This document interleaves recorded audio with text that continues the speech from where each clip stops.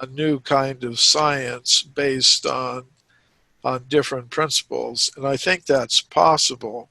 Hmm. But Yeah. And it seems to be happening to a certain degree. We do have new sciences that are being allowed to emerge. And this is where I want to shift into your more human devolution book, which is, I believe, the second part of your endeavor. And I think it ties really good to the concept I have, because I believe we have two amnesias. We have one physical amnesia. We have one that doesn't allow us to understand where we came from in terms of the nuts and bolts, the actual hominid origins. You know, we're discovering. We know that the Earth gets hit by cataclysms and cycles of destruction, and it buries this evidence. And to a certain degree, that there may be a point where we can never understand fully what's actually happened on the planet, at least visually and physically. We can never find it. Like you said, it keeps going back. It's harder and harder to find evidence as it gets pummeled and crushed and destroyed.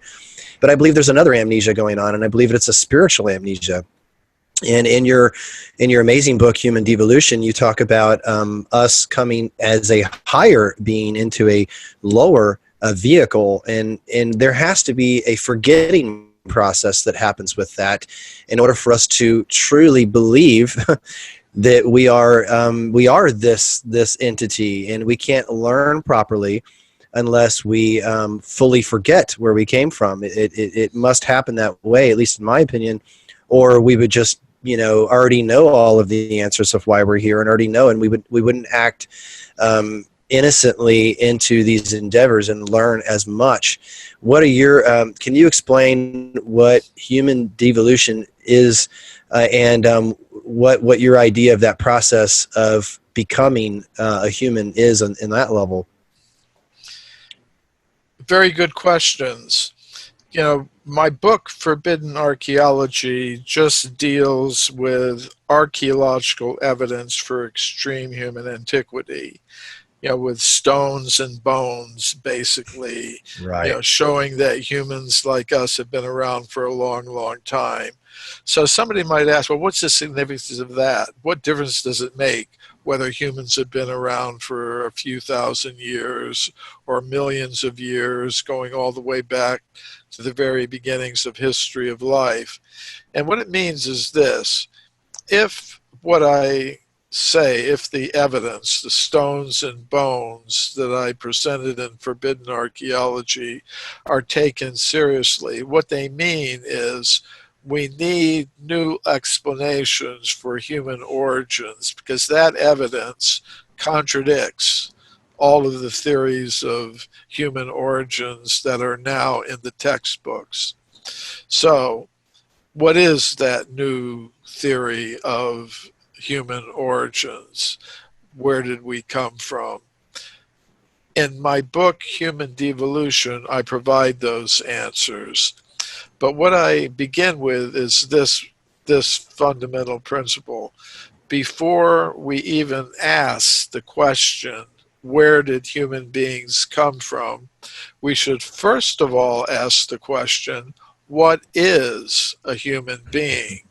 And what I'm proposing in my book, Human Devolution, is today, most scientists will say we're just a machine made of molecules. That's all that we are. And as far as our mind and consciousness are concerned, well, that's just temporary byproducts of bioelectrical activity in the brain. So really what we are is matter. That's all there is to it, ultimately. And at the time of death, when those chemicals in the brain become disorganized, there's no more consciousness, no more mind, nothing like that. We're purely material beings. So I don't accept that. I think that we're made of three things. Ordinary matter, yes, that's part of what we are. But beyond that, there's a subtle mental body that can act on ordinary matter in ways that we cannot explain by our current laws of physics. And beyond that, there is a conscious self that is completely independent of mind and matter. So that's ultimately who we are. We are that conscious self. And you could look at it like in terms of a computer analogy. You've got your computer hardware, computer software, and the computer user. So I would say our gross physical bodies are like the computer hardware. Our subtle material mental bodies are like the computer software that allows us to interact, that allows a user to interact with the hardware, use it for different purposes. And then the conscious self is like the computer user, and that's who we really are. In my book, Human Devolution, I argue that we are originally beings of pure consciousness that exist on a higher level of reality. And you're absolutely right.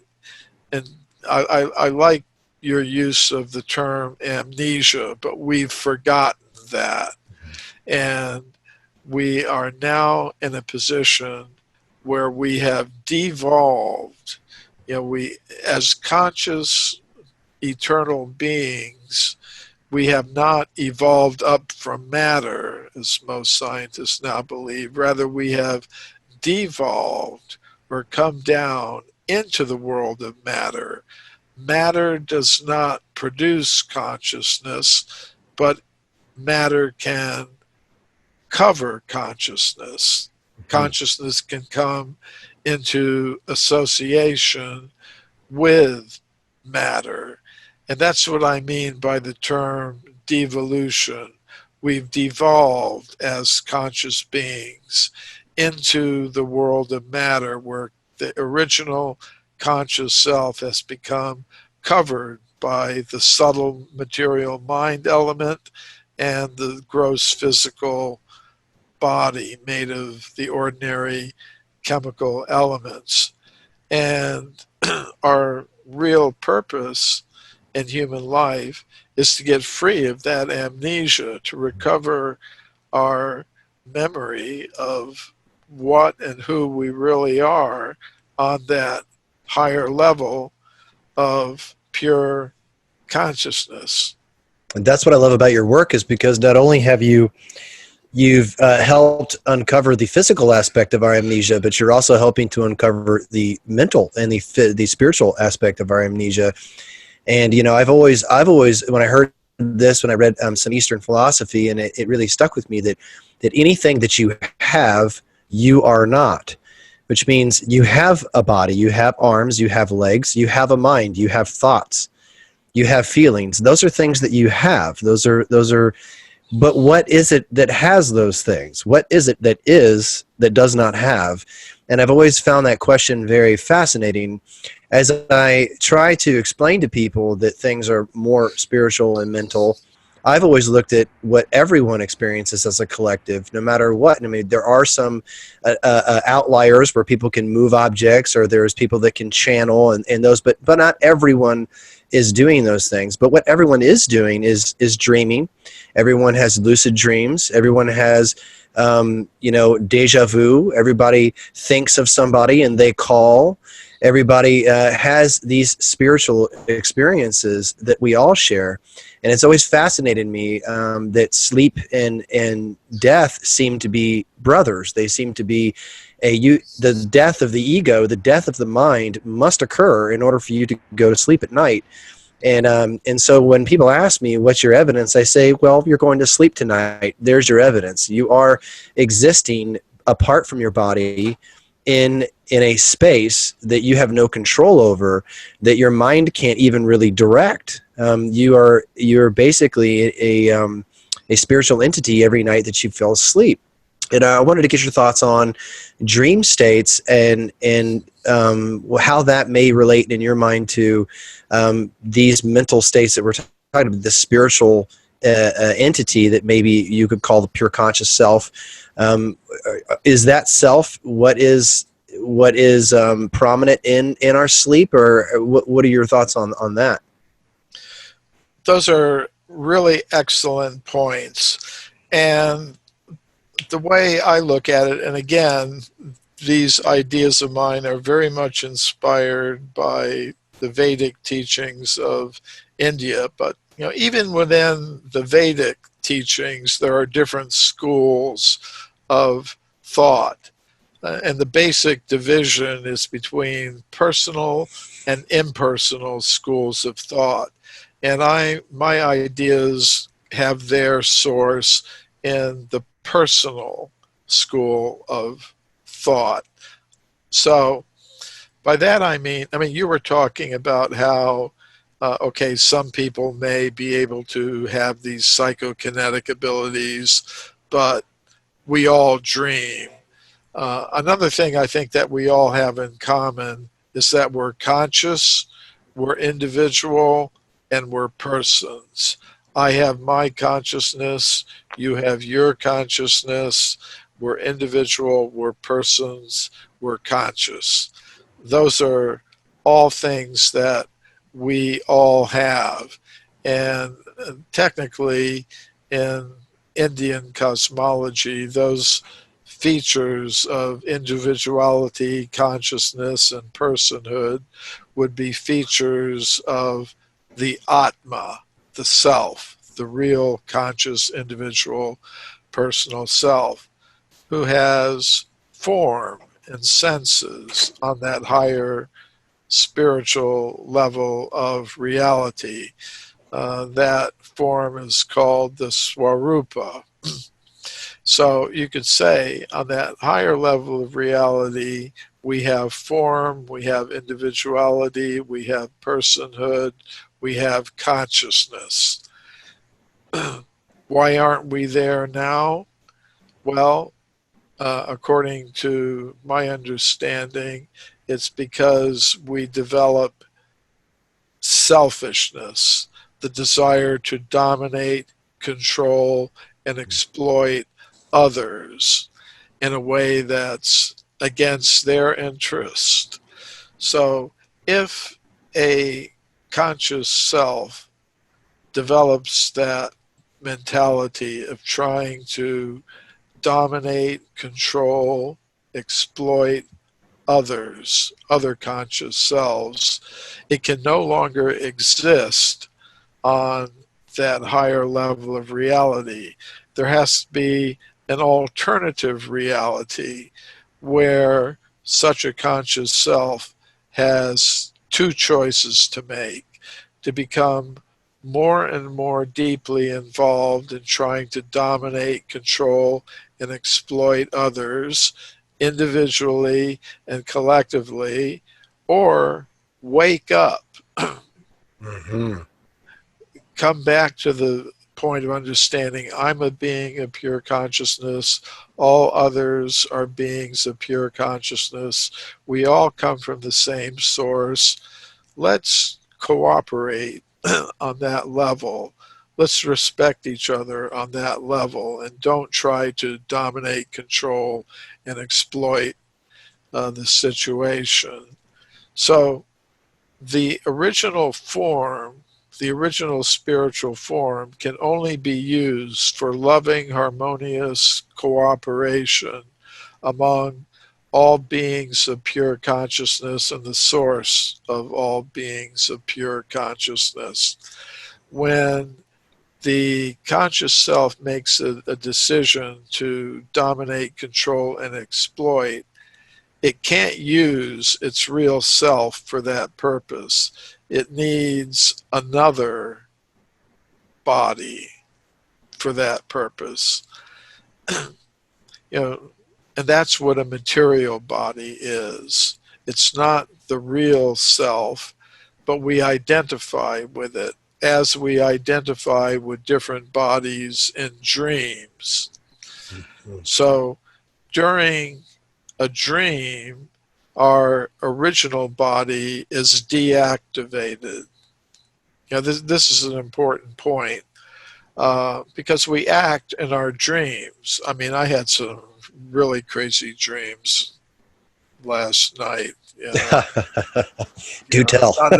Not even going to go into it, but in those dreams, I was a person. I had a dream body. I was doing all kinds of things. Now, there's a chemical, I guess, in the brain, I guess, that deactivates our senses. Because if we started acting out all the things that we're experiencing in the dream with our hands and legs and everything, nobody would want to be anywhere around us. So when you enter that dream state, that sleeping state, your body is deactivated. So that's kind of what happens to us in terms of the spiritual amnesia that you're talking about. Our original spiritual body is deactivated, and we identify with a material body on the material level of reality. Just like in a dream, we identify with the dream body that we have. Or just even in an ordinary movie theater, if a person goes into a movie theater, they sit down, and if they look at a film, and if the director has done a good job, we identify with the character on the screen. If it's James Bond, then I identify with James Bond. If he's in trouble, I'm in trouble. If he's romantically involved, I'm romantically involved, because I just totally identify with the character. And that's why we actually pay, $15 or $20 to see a Right. film, because we get that experience if the director has done a good job. Now, if the director hasn't done a good job, well, we don't identify, we don't get that experience. So same thing in a dream. We identify with a body, a situation, and we undergo emotional experiences in the dream, whether it's pleasure or fear or whatever, based on the dream. But when we wake up from the dream, we understand, well, that was not me, that was in the dream, and now it's time for me to go to work or go to school, and our body is activated. During sleep, the body was deactivated, and we were active in the dream world. So ultimately, our purpose in human life should be to wake up from the dream, to recover from the amnesia, and wake up to our real spiritual identity, which is not subjected to the influence of time. This form that I'm currently identifying with, this Michael Cremo form that took birth in 70 odd years ago, it came into existence at a certain point in time. It's going to go out of existence at a certain point in time. And then the conscious self, if it hasn't woken up to its original identity, it will take on another material identity. That's the whole idea of reincarnation. Right. Do you feel like there's free will involved in that process? I do. There is free will, because I would say we're given the choice, the opportunity to take advantage of opportunities to wake up to our real spiritual identity, or we can just remain in the dream. We can become more and more deeply involved in trying to dominate, control, exploit, find some way to exist in this world of matter, lifetime after lifetime after lifetime. Or we can take advantage of the opportunities that I think are provided to everyone who sincerely desires it in one way or another, to get out of the amnesia, to wake up to one's spiritual identity. And there are many systems of yoga and meditation and self-realization and whatever.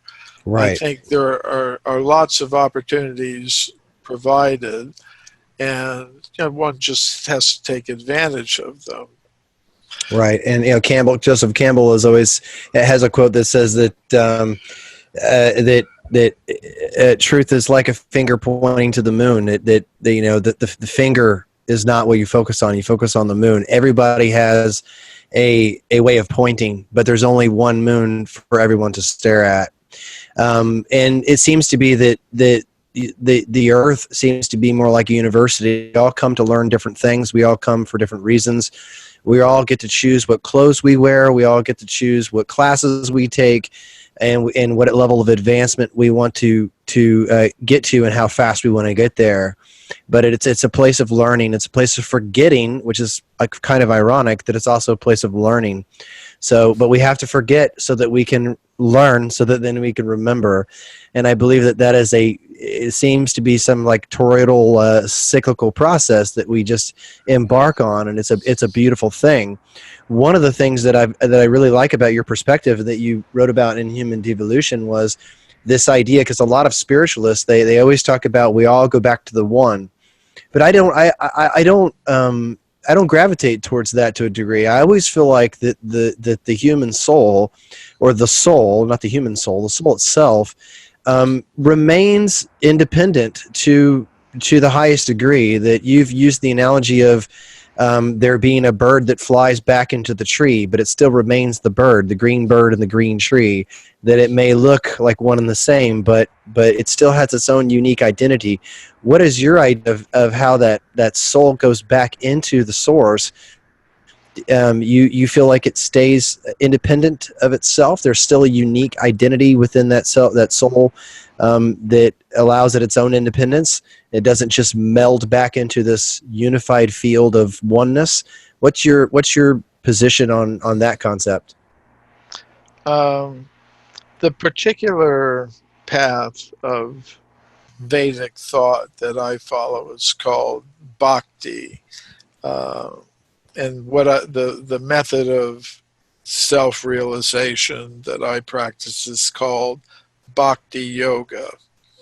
And that's based on the concept that the self is individual, personal, and conscious, and eternal.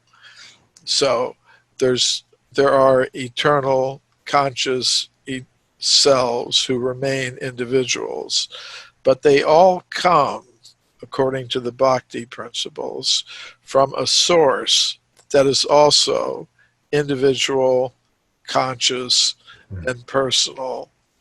And this is a little difficult for the Western mind to conceive, but that each individual, conscious, personal self is simultaneously one with and different from that original source.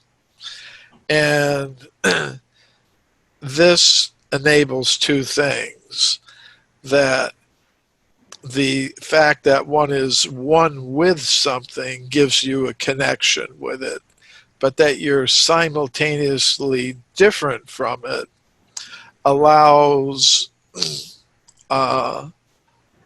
for free will, which is a condition for love. If I force somebody to do something, compel them, don't give them their free will, then there's no possibility of love. Mm-hmm. Because love is something that has to be based on the idea that there's an other, and there has to be a free, willing exchange of affection or for love to actually exist. So according to the Bhakti principles, this principle of love has to be there, and love involves two. Actually, the most severe punishment in prison, they found, is isolation, solitary confinement, where you're just there with yourself. And that is considered for somebody to be kept in solitary confinement is considered to be a very extreme kind of punishment. And I think it is, because there is a need for exchange, for relating to another person. That is fundamental. And for that to happen, there has to be difference. But so the idea in the Bhakti school of thought is there is simultaneous oneness and difference from the source, the ultimate source, which is also individual and personal. And each conscious self has its unique relationship with that source. And discovering what that loving relationship is would be the ultimate goal. And once one understands what that is, then one's relationship with all of the individual, conscious, personal, individual, eternal beings can be established in a harmonious, loving way. So that's the ultimate perfection, as I would see it. That's awesome, because that's what I think where people get confused about is that there has to be unique individual identity. There has to be, a full control over the highest forms of the self, of the soul, in order for there to be free will. And I think that's what I see that's kind of missing out of the general body of spiritualism, the New Age kind of teachings that we hear, is that we're all, yes, we're all one, but we're also all very unique and individual. And I think that that offers a lot of power, not only to the concept of God, but the concept of the self. And it should show you just how powerful and unique and individual you are. And by expressing your highest form of creativity, by interacting with others and by teaching others and being taught by others, that's how the two become one, is by that interaction. Because what we're doing is that we're mixing the paint, and we're able to gather different colors based on those connective points. And that's when art and creativity can truly shine and splash around, is when we get to interact with each other. And I think that the first thing I've always thought that the first thing that, no matter how much we suffer on the planet, the first thing that happens when we die is we want to come back. Because I think it's one of those rides at the amusement park where you're scared, you go in, you climb the big ladder, you get on, and it's just a wild ride. And the moment you get down, you thought all was lost and you thought you were going to die. You survive and you're ready to get back up that ladder again and jump right back on the ride, because it was such a rush. And I think that that's what we're all doing here, is we're all just riding the ride and trying to not only we're not only trying to learn, but we're trying to understand what we are and where we're going, why we're here, and how we can advance not only the world but through ourselves. And I think that the first thing we have to do is what you've done so brilliantly in your work, is understand our origins physically, and also understand the amnesia that we have spiritually and mentally. And I think that it's a beautiful, the work that you've laid out is a beautiful way for the modern world to get a grasp on not only ancient culture, ancient myth, ancient spirituality, but also, modern science and what we've lost throughout the records, the fossils, because it paints such a bigger, more fantastical picture than we've ever been told. And I really don't know anybody who has such a large body of work that you've produced that kind of ties it in so beautifully. It's either one side or the other. But I've picked up the Vedas now that I've looked more into your work. I've really getting into some of these concepts, and I'm always fascinated by how the ancients had the answers. They wrote them so beautifully, and they wrote them in a way that today would be so hard for people to be able to reproduce, that our modern mind just cannot understand the level of depth that that we were describing these realities.